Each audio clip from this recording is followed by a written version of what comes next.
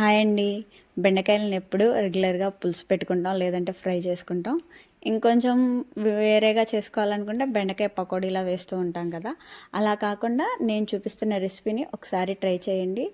అన్నంలోకైనా లేకపోతే రోటీలోకైనా కూడా సూపర్ ఉంటుంది. దానికోసం ముందుగా బెండకాయలని శుభ్రం చేసుకొని ఈ విధంగా పొడవుగా కట్ చేసి పెట్టుకోవాలి. ఇప్పుడు ప్యాన్లో కొంచెం ఆయిల్ వేసి మనం ముందుగా కట్ చేసి పెట్టుకున్న బెండకాయలని కొంచెం సాల్ట్ వేసి మగ్గించుకోవాలి. అవి కొంచెం మగ్గిన తర్వాత ఆనియన్ని పెద్ద పెద్ద డైస్లా కట్ చేసుకొని అవి కూడా వేసి ఫ్రై చేసి పక్కన ఉంచుకోవాలి.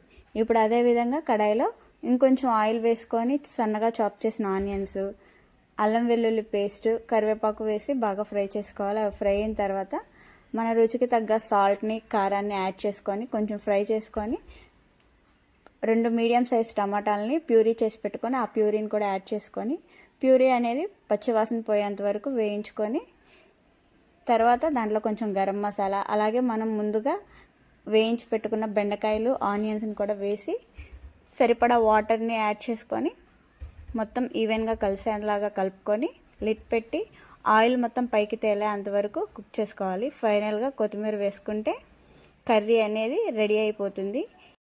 ఇంతకు కర్రీ నేమ్ చెప్పలేదు కదా, బెండి లవాబ్దాల్. తప్పకుండా ఒకసారి ట్రై చేయండి. మీకు కనుక ఈ రెసిపీ నచ్చినట్లయితే ప్లీజ్ లైక్ చేసి షేర్ చేయండి. అలాగే నా ఛానల్ని ఫాలో చేయండి. Thank you for watching.